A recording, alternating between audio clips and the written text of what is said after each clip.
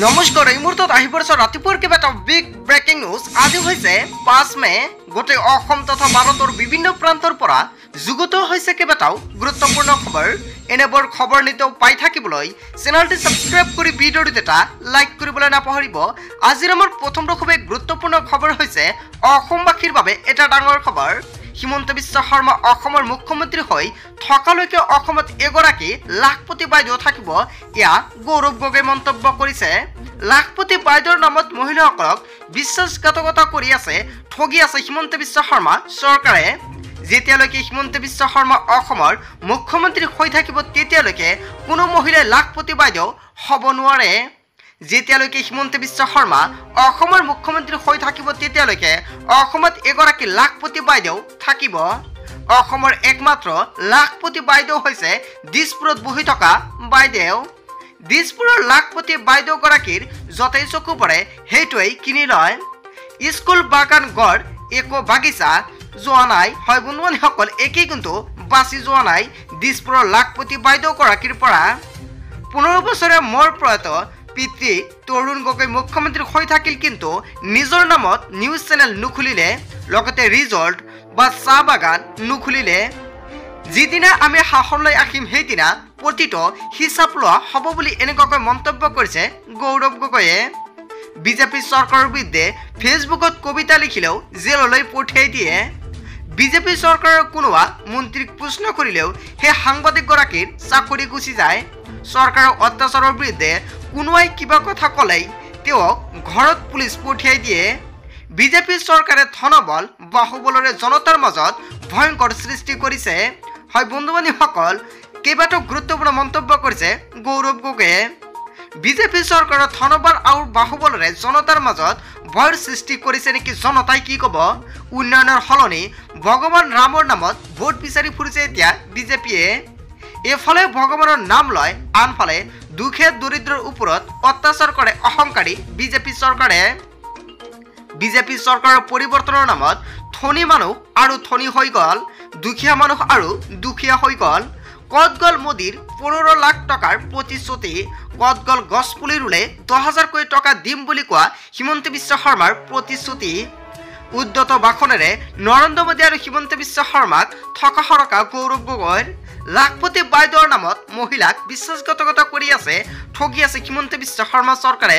হয় বন্ধুসকল, গৌৰৱ গগৈ যিকেইটা মন্তব্য কৰিছে ৰাজ্যৰ মুখ্যমন্ত্ৰী ডক্টৰ হিমন্ত বিশ্ব শৰ্মা আৰু মোদীলৈ, ইয়াৰ বিষয়ত আপুনি কি ক'ব? তাৰপিছত অসমবাসীৰ ৰাইজক জনাইছো আমাৰ 2 নম্বৰটো খুবেই গুৰুত্বপূৰ্ণ খবৰ, লগতে এটা ডাঙৰ খবৰ। সাৱধান হওক, আহি আছে। হয় বন্ধু-বান্ধৱীসকল, অৱশেষত হৃদয়ক লৈ এটা ডাঙৰ হুংকাৰ প্ৰদান কৰিছে।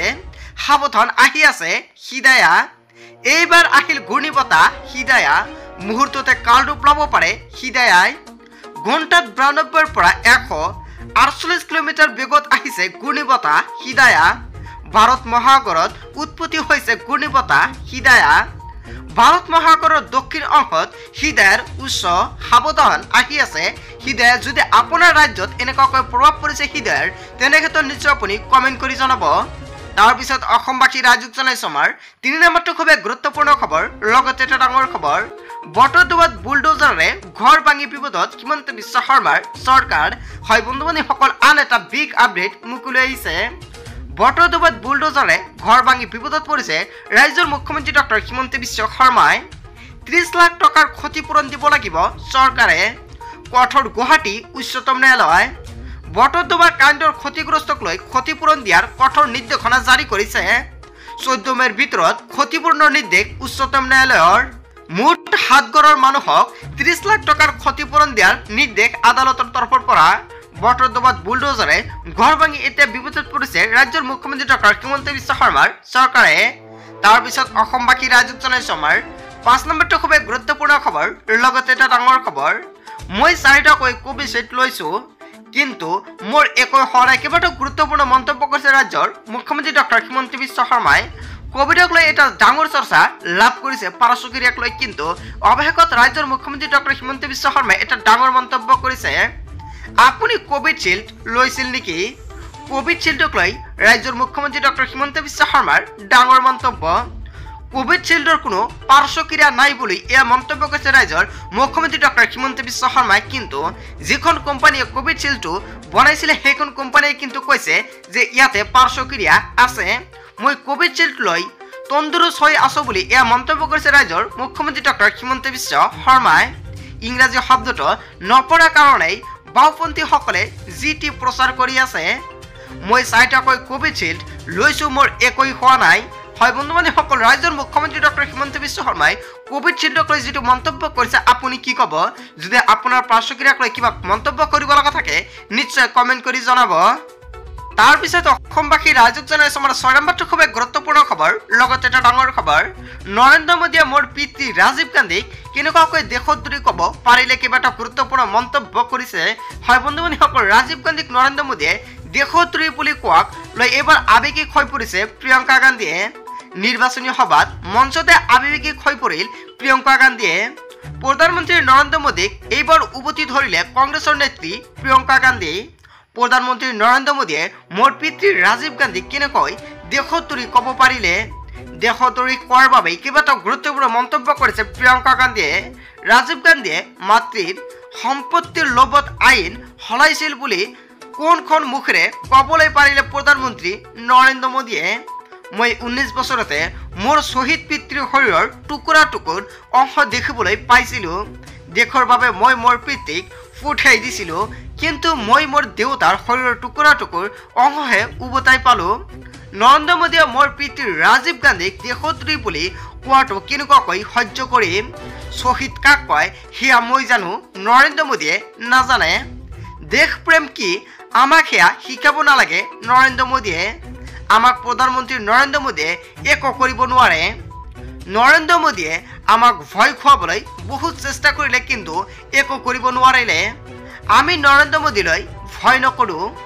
ৰাজীৱ গান্ধীক নৰেন্দ্ৰ মোদীয়ে দেশোদ্ধাৰী বুলি কোৱাক লৈ এইবাৰ আৱেগিক হৈ পৰিছে প্ৰিয়ংকা গান্ধীয়ে। হয় বন্ধু বান্ধৱীসকলে এটা ডাঙৰ খবৰ, এটা গুৰুত্বপূৰ্ণ খবৰ মুকলি আহিছে। তাৰপিছত অসমবাসী ৰাইজক জনাইছো আমাৰ 7 নম্বৰটো খুব গুৰুত্বপূৰ্ণ খবৰ, লগতে এটা ডাঙৰ খবৰ। গৃহমন্ত্ৰী অমিত শ্বাহৰ বিৰুদ্ধে গোচৰ ৰুজু। নিৰ্বাচনী আয়োগক গ্ৰেপ্তাৰ নকৰে গৃহমন্ত্ৰী অমিত শ্বাহে।